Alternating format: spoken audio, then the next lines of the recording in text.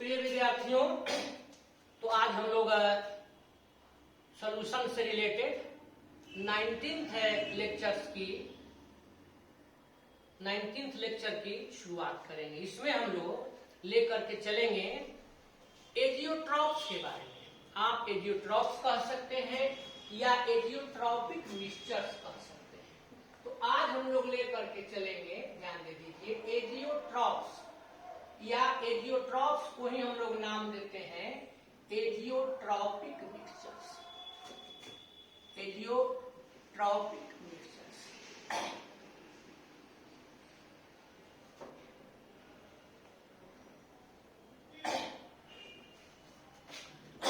तो चलिए इस एजियोट्रॉपिक मिक्सचर्स के साथ या एजियोट्रॉप्स के साथ हम लोग एंजॉय करें, मिलजुल करके इसको समझें।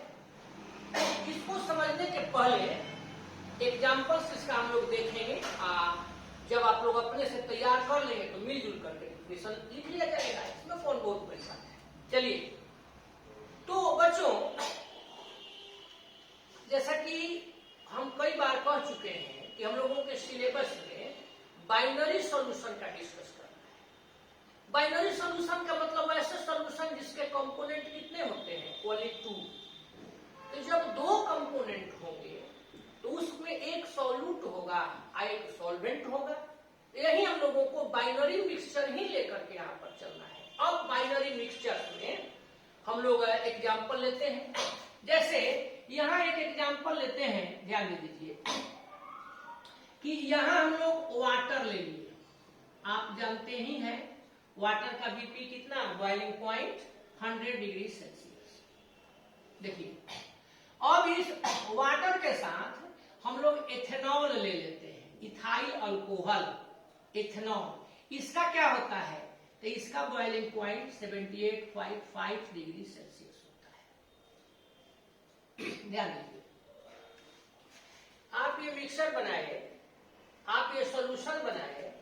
अब अगर आपसे कोई कहता है कि इसको अलग अलग कीजिए, तो क्या कीजिएगा? तो इसको अलग अलग करने के लिए आप एक बर्तन में दोनों को, जो एक मतलब सॉल्यूशन को लीजिएगा, उसको गर्म करना शुरू कीजिएगा। जब आप उसको हीट देना शुरू कीजिएगा और टेम्परेचर इतना पहुंचेगा 78.5 डिग्री सी, तो इस चूंकि यह बॉइलिंग पॉइंट ऑफ इथेनॉल है, तो इसलिए इस टेम्परेचर पर यह बॉयल हो जाएगा। अब बॉयल होकर के बाहर निकल जाएगा, फिर गैसियस स्टेट में चेंज हो गया, फिर आप उसको अपना कलेक्ट कर लीजिए। टेम्परेचर को बढ़ाते जाइए। जब टेम्परेचर को बढ़ाते जाइएगा तो फिर 100 डिग्री सेंटीग्रेड पर वाटर भी बॉयल हो जाएगा और बॉयल होकर के अभी क्या हो जाएगा, अलग हो जाएगा। आप उसको निकालिए। इसको कहते हैं फ्रैक्शनल डिस्टिलेशन मेथड। अलग अलग हम लोग इसको कर सकते हैं। लेकिन अब जरा ध्यान यहां पर देना है, आप एगो सॉल्यूशन बनाए, इस सॉल्यूशन में वाटर आपने ले लिया 5%। कितना?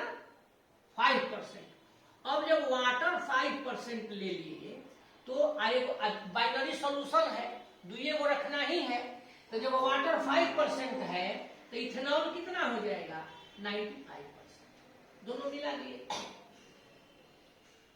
तो बच्चों, जब दोनों का मिला करके मिक्सचर बनाया गया तो ये देखा गया कि इनका जो बॉइलिंग पॉइंट है, इस दोनों को जो हम मिला दिए तो जो मिक्स्ड सॉल्यूशन प्राप्त हुआ, जो मिक्सचर प्राप्त हुआ, इसका बॉइलिंग पॉइंट 78 डिग्री सेल्सियस था। यहां पर एक डिफिनिट बॉइलिंग पॉइंट प्राप्त हो गया, यहां पर एक फिक्स्ड बॉइलिंग पॉइंट प्राप्त हो गया। अब ये चेंज नहीं हो सकता। तो इसी को हम लोग कहते हैं, ऐसा जो सॉल्यूशन, ऐसा जो मिक्सचर प्राप्त करेंगे बाइनरी मिक्सचर, उस मिक्सचर को कहा जाएगा क्या चीज, एजियोट्रॉप्स या एजियोट्रॉपिक मिक्सचर। अब इसमें अगर आपको कहा जाए कि वाटर को और इथेनॉल को अलग अलग कीजिए, तो आप फ्रैक्शनल डिस्टिलेशन के द्वारा अलग अलग नहीं कर सकते। तो क्या कहेंगे कि वैसे बाइनरी मिक्सचर जो सेम कंपोजिशन दर्शाते हैं, कौन, चाहे लिक्विड फेज हो चाहे वेपर फेज हो, वैसे बाइनरी मिक्सचर्स जो लिक्विड फेज और वेपर फेज दोनों में ही सेम कंपोजिशन दर्शाते हो, सेम कंपोजिशन रखते हो और एक ही टेम्परेचर पर, फिक्स्ड टेम्परेचर पर, डिफरेंट टेम्परेचर पर बॉयल करते हो, उबलते हो, यानी उनका बॉइलिंग पॉइंट फिक्स्ड हो, तो वैसे मिक्सचर को क्या नाम देते हैं? एजियोट्रॉपिक मिक्सचर कहते हैं। क्लियर? और ऐसे मिक्सचर में हम लोग यह देखेंगे कि इनको हम लोग यदि चाहें तो ऐसे मिक्सचर को फ्रैक्शनल डिस्टिलेशन के द्वारा अलग नहीं कर सकते, सेपरेट नहीं कर सकते। बस, कोई दिक्कत?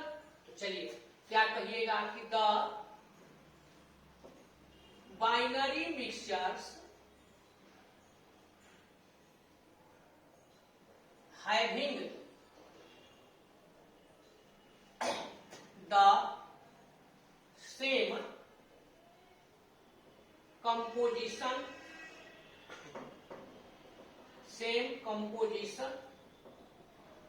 in liquid and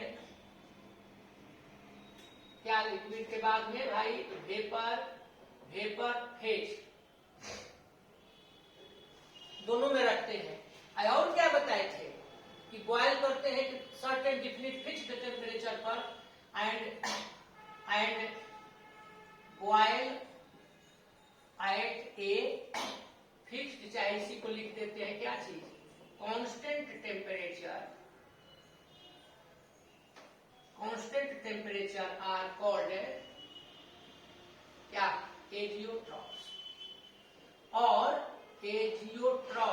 और एजियोट्रॉपिक मिक्सचर्स, इसी को कहा जाता है।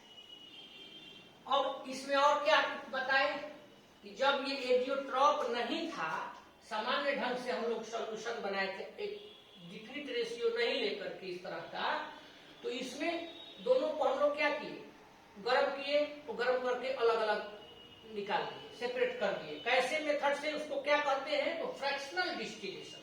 लेकिन यहां इस तरह के केस में उसको हम लोग सेपरेट नहीं कर सकते, तो लिख देते हैं in such cases it is not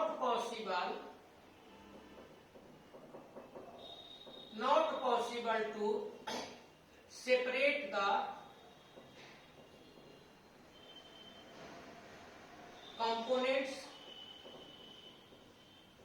components by क्या चीज? कौन मेथड बोले थे? Fractional distillation.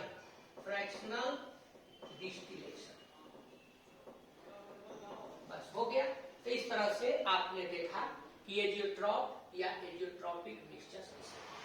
अब लेकर के चलना है बच्चों, अगर हम लोग इसके टाइप्स को देखें तो इसको 2 क्लास में क्लासिफाई कर सकते हैं। पहला हो जाएगा, first is minimum boiling azeotropes.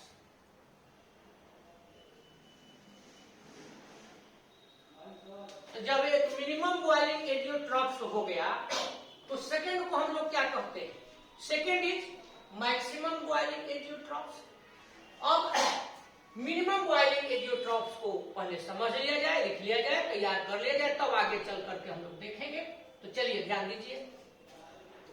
अब यहां पर बच्चों जो हम लोग सॉल्यूशन प्रिपेयर किए हैं, तो जरा ध्यान दीजिए कि वाटर का टेम्परेचर मतलब boiling point 100 degree C, water 100 degree centigrade temperature पर बॉइल करता है। इथेनॉल लेते हैं 78.5 डिग्री सेल्सियस पर करता है, क्लियर है। लेकिन जब दोनों का आपने सॉल्यूशन बनाया था, वाटर 5%, इथेनॉल 95%, इसमें हम लोग यह कह सकते हैं कि इसका मतलब ये हुआ कि अगर 100 मिलीलीटर सॉल्यूशन है तो उस 100 मिलीलीटर सॉल्यूशन में आपने वाटर लिया था 5 मिलीलीटर और इथेनॉल कितना ले लिए थे? तो ये हो गया था 95 मिलीलीटर। तो इस सॉल्यूशन का जो ये आपने जो सॉल्यूशन एजियोट्रॉप प्राप्त किया, इसका बॉइलिंग पॉइंट क्या है? 78। यह बॉइलिंग पॉइंट इसके जो दोनों कंपोनेंट्स हैं, वाटर एंड इथेनॉल, उन दोनों कंपोनेंट्स के बॉइलिंग पॉइंट से क्या है, कम है। यानी बॉइलिंग पॉइंट ऑफ एजियोट्रॉप, चाहे azeotropic mixture is less than, यह कम होगा किसके, बॉइलिंग पॉइंट ऑफ कंपोनेंट्स, जो भी कंपोनेंट्स हैं उनके उनसे यह क्या हो जाएगा, कम हो जाएगा।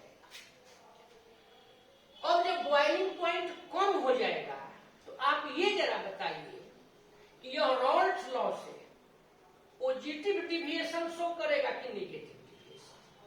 तो आप कहिएगा कि टेम्परेचर से कैसे करेगा, वो तो हम लोग प्रेशर वाला से, वेपर प्रेशर से जानते हैं। तो चलिए ऐसे जान लीजिए, पहले बोल देते हैं, लिख देते हैं कि इस तरह का जब रहेगा, जब कम आ जाएगा, मिनिमम आ जाएगा, तो पॉजिटिव डिविएशन करेगा।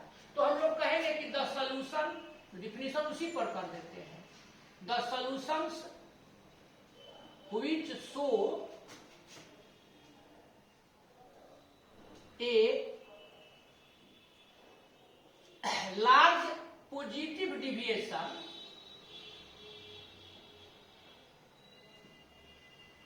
from Raoult's law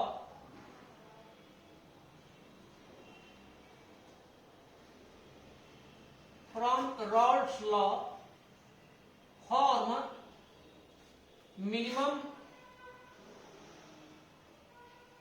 minimum boiling azeotropes. अब इसका एग्जाम्पल हम लोग यहां पर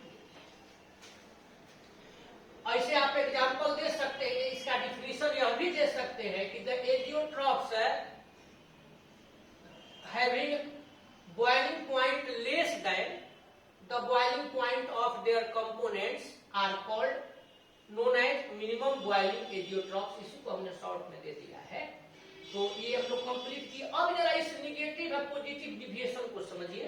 तो इसमें पहले हम लोगों को पॉजिटिव डिविएशन देखना है। देखिए बच्चों ध्यान, अब वाटर का 100 डिग्री सेल्सियस है, इसका मतलब हुआ कि पहले जानिए कि बॉइलिंग पॉइंट किसको कहते हैं। तो वह टेम्परेचर जिस पर किसी लिक्विड का वेपर प्रेशर एटमॉस्फेरिक प्रेशर के इक्वल हो जाता है, तो उसी को बॉइलिंग पॉइंट, उस टेम्परेचर को कहते हैं। अब मान लीजिए कि इसमें यहां एटमॉस्फेरिक प्रेशर है, सपोज कीजिए। अब वाटर हम लोग यहां पर लिए हैं, तो जब इसको आप गर्म करना शुरू करते हैं तो इसका टेम्परेचर यहां से आता है, ऐसे बढ़ते बढ़ते बढ़ते 100 डिग्री सेल्सियस तक पहुंचता है। तो यहां से यहां तक आने में 100 डिग्री सेल्सियस हुआ। इथेनॉल आप यहां थोड़ा सा ऊपर देखे लिख देते हैं, इथेनॉल लेते हैं तो इसका 78.5 डिग्री है, यहां पर 78.5 डिग्री सी है। तो यहां पर थोड़ा सा कम हुआ टेम्परेचर, कम मेहनत करना पड़ा। और फिर जो हम लोग एजियोट्रॉप बनाए हैं, सोल्यूशन कहिए, अच्छा यह कहिए कि जो आपने एजियोट्रॉप लिया है, एजियोट्रॉपिक मिक्सचर लिया है, तो उसमें क्या हुआ है, तो केवल 78 डिग्री सेल्सियस। यहां हम लोगों को मेहनत ज्यादा करना पड़ा, नीचे था ऊपर तक ले आए, तो यहां जो वेपर प्रेशर हुआ वह कम हुआ। यहां उससे थोड़ा सा कम मेहनत किए, टेम्परेचर उससे थोड़ा सा कम हुआ, तो यहाँ कम मेहनत किए, वेपर प्रेशर कुछ बढ़ गया, यहाँ वेपर प्रेशर कुछ और भी बढ़ गया। और आप जानते हैं कि जब वेपर प्रेशर अधिक होता है, सोल्यूशन का वेपर प्रेशर जब अधिक हो जाता है, तो उस स्थिति में आपने पढ़ा था, याद होगा कि वह पॉजिटिव डिविएशन होता है। तो यहाँ पर हम लोग देख लिए कि यह क्या करता है, कौन एजियोट्रॉप, कौन एजियोट्रॉप, तो मिनिमम बॉइलिंग एजियोट्रॉप, तो वह रॉल्ट्स लॉ से पॉजिटिव डिविएशन शो करता है, यह पॉजिटिव डिविएशन को शो करता है। तो बोलिए कोई दिक्कत है? वैसा एजियोट्रॉप जो रॉल्ट्स लॉ से बहुत ही ज्यादा लार्ज पॉजिटिव डिविएशन शो करता है, उसको मिनिमम बॉइलिंग एजियोट्रॉप कहते हैं। अब चलते हैं एक नेक्स्ट एग्जाम्पल की तरफ। तो मान लीजिए तो डिफिनीशन है, जिसको तो हम मिटा देते हैं, इसकी तो कोई जरूरत ही नहीं है, टाइप्स में चलना है। और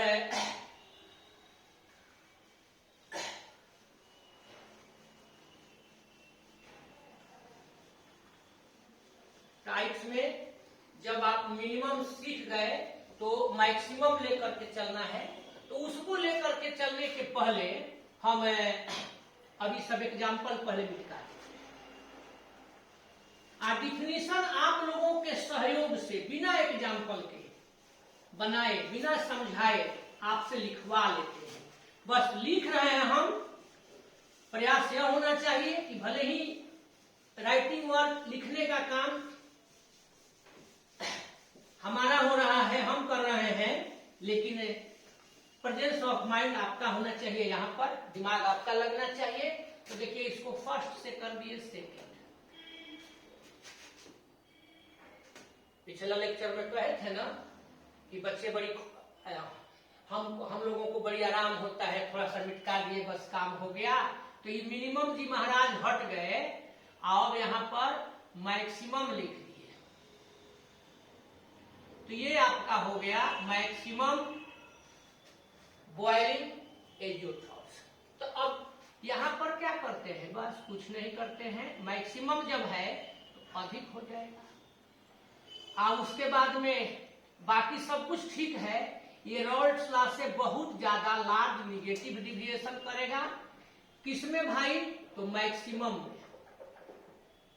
तो यहां पर हम लोग ले लिए, देखिए मैक्सिमम, यानी मैक्सिमम बॉइलिंग एजियोट्रॉप किसको कहेंगे, तो वैसा एजियोट्रॉप जिसका बॉइलिंग पॉइंट उसके कंपोनेंट्स के बॉइलिंग पॉइंट से क्या होता है, अधिक होता है, तो उसको मैक्सिमम बॉइलिंग एजियोट्रॉप्स कहते हैं।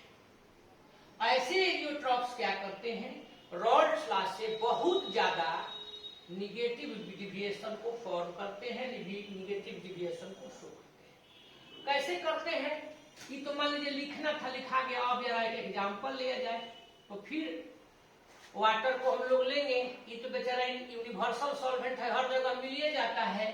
तो यहां हम लोग ले लिए वाटर 100 डिग्री सी। अब की बार वाटर के साथ नाइट्रिक एसिड ले लेते हैं, HNO3। इसका होता है 86 डिग्री सेल्सियस।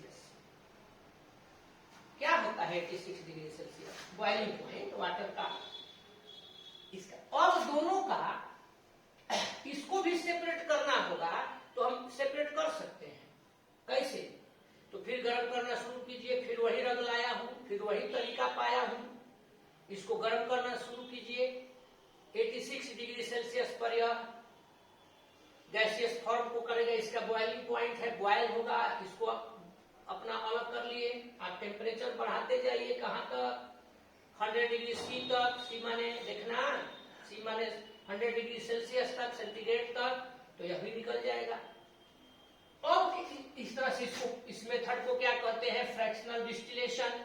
यानी सामान्य रूप में ये आप सोल्यूशन बनाएंगे तो उस सोल्यूशन का जो कंपोनेंट हुआ, ये दोनों उसको कैसे अलग अलग कर सकते हैं, तो by fractional distillation method. Very good. चलिए अब क्या करते हैं कि यहां पर हम लोग वाटर ले लेते हैं 32% और नाइट्रिक एसिड ले लेते हैं, अब कितना परसेंट, तो 100 होना चाहिए, तो 68%। यानी यहां जो आपने अगर 100 मिलीलीटर सोल्यूशन लेते हैं, तो इस 100 मिलीलीटर सोल्यूशन के दो कंपोनेंट हुए। इस कंपोनेंट में वाटर कितना हो गया, 32 मिलीलीटर, अगर 100 मान लिए तो। और नाइट्रिक एसिड कितना हो गया, तो ये हो गया 68 मिलीलीटर। अब इसका हम लोग जब सोल्यूशन जो ये प्रिपेयर करते हैं, तो इसका टेम्परेचर यानी बॉइलिंग पॉइंट आ जाता है 120.5 डिग्री सी। जरा ध्यान, अब ये एक एजियोट्रॉप हुआ क्योंकि इसमें टेम्परेचर कांस्टेंट हो गया। अब ये टेम्परेचर नहीं बदलेगा, यानी अब इस सॉल्यूशन के जो दोनों कंपोनेंट हैं, इसको आप फ्रैक्शनल डिस्टिलेशन के द्वारा अलग नहीं करेंगे। अब हो गया, तो वैसा इसमें क्या हो गया भाई, इसका बॉइलिंग पॉइंट एजियोट्रॉप का क्या होता है, कंपोनेंट्स के बॉइलिंग पॉइंट से देखिए अधिक होता है। ये 100 है तो यह 120.5 है, ये 6 डिग्री सी है 120.5 डिग्री। तो ये अधिक जब हो गया तो इसको हम लोग कर दिए maximum boiling point, maximum boiling azeotrope. अब इसको यदि आप चाहें तो फ्रैक्शनल डिस्टिलेशन से अलग नहीं कर सकते, पर पहले भी बोले। अब जरा समझिए, यहाँ टेम्परेचर ज्यादा हो गया तो जैसे इसमें समझाए थे कि यहाँ पर ये एटमॉस्फेरिक प्रेशर तक हम लोगों को पहुंचना है। वाटर यहाँ पर ले लिए 100 डिग्री सेल्सियस से यहाँ तक पहुंचने में लग जाएगा 100 डिग्री सी, गर्म करेंगे ज्यादा देर तक हुआ। नाइट्रिक एसिड लेते हैं तो ये 86 डिग्री सेल्सियस तक हो जाएगा, ये 100 डिग्री सेल्सियस तक हुआ था। लेकिन जो आपने एजियोट्रॉपिक मिक्सचर प्राप्त किया है, जो आपने सॉल्यूशन प्राप्त किया है, उस सॉल्यूशन में ये और नीचे अगर लिखना यहां से यहां तक को 120.5 डिग्री सेल्सियस यानी नीचे है, और तो यह दोनों से नीचे है, यानी इसका जो वेपर प्रेशर होगा, यहाँ जो वेपर प्रेशर होगा वह क्या होगा, कम होगा, क्योंकि टेम्परेचर बढ़ गया। तो ऐसी स्थिति में आपने पढ़ा था कि जब सॉल्यूशन का वेपर प्रेशर कम हो जाता है तो वह क्या करता है, रॉल्ट्स लॉ से पॉजिटिव डिविएशन शो करता है, नेगेटिव डिविएशन शो करता है। PA greater than P naught X zeta है, और पीबी वाला बताए थे वही चीज हम लेकर के इसको चले हैं। तो यहाँ पर अब क्या हो गया, निगेटिव डिविएशन शो करता है। आशा है कि आप लोग ये जो एजियोट्रॉपिक मिक्सचर है, एजियोट्रॉप है, इसको आप लोग समझ गए। बोलिए कि कहीं की कोई दिक्कत हो तो आप कमेंट बॉक्स में लिखें, या कहीं कुछ पूछना हो इसमें से एक्स्ट्रा कुछ।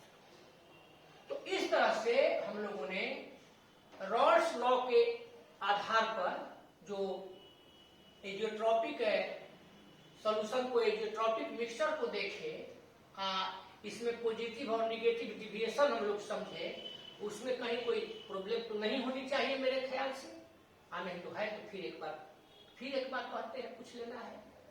घबरा के मत चलिए, कॉपी किताब अपना लेकर के, कलम लेकर के आराम से बैठिए, और इसको वीडियो जैसा मत देखिए, इसको आराम से समझते हुए, देखते हुए चलिए, याद करते हुए चलिए।